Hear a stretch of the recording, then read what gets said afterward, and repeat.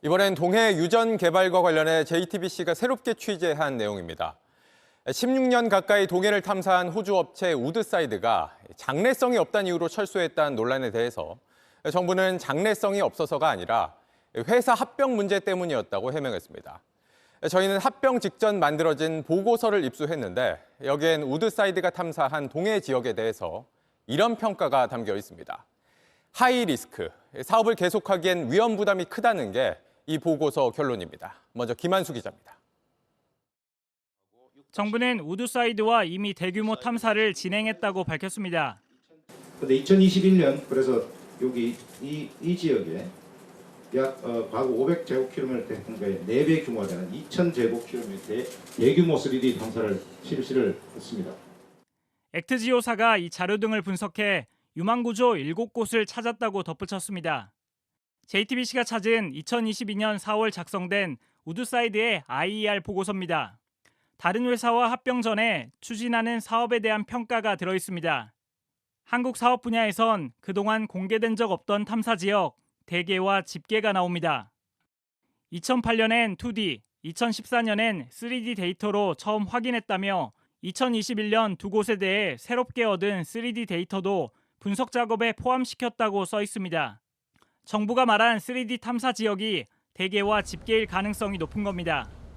보고서는 특히 두 곳에 대해 매우 위험하고 탐사 초기 단계라고 평가했습니다. 사업성이 없어서 우드사이드가 철수한 게 아니라는 우리 정부의 설명과 다른 겁니다. 이를 대규모 3D를 해놓고 충분한 평가를 하지 못하고 이미 철수를 하겠다는 의사를 통보를 했는데요. 그 배경을 보면은 BHT사와 이미 그 합병 논의가 지속되고 있었던 것으로 이해를 되고요. 이 보고서가 나오고 3개월 뒤 우드사이드는 동해 사업권과 탐사 자료 등을 한국석유공사에 전부 넘기고 철수하겠다고 공식 통보했습니다. 석유공사의 대개와 집계가 이번에 발표한 유망구조에 포함됐는지 물었지만 유망구조 7곳의 위치나 명칭은 기밀 사항이라며 밝힐 수 없다고 했습니다. JTBC 김한수입니다. 이 보고서는 우드사이드가 동해 3D 탐사로 발견한 지역이 유망구조, 그러니까 시추 직전 단계까지 갈 수 있을지에 대해서 불투명하다고 봤습니다. 이걸 바탕으로 하이리스크, 위험 부담이 크다고 판단한 겁니다. 정부는 우드사이드의 탐사 자료 등을 토대로 유망구조 7곳을 찾았다는 입장입니다. 계속해서 김한수 기자입니다. IER 보고서는 합병을 앞두고 외부 전문 평가기관에 의뢰해서 작성하는 기업 분석 보고서입니다. 우드사이드 IER 보고서는 세계적인 회계법인 KPMG와 에너지 평가사 가프니 클라인이 맡았습니다. 보고서는 대개와 집계가 잠재구조 단계라고 봤습니다. 실제로 석유 매장 가능성이 높은 유망구조 전 단계입니다.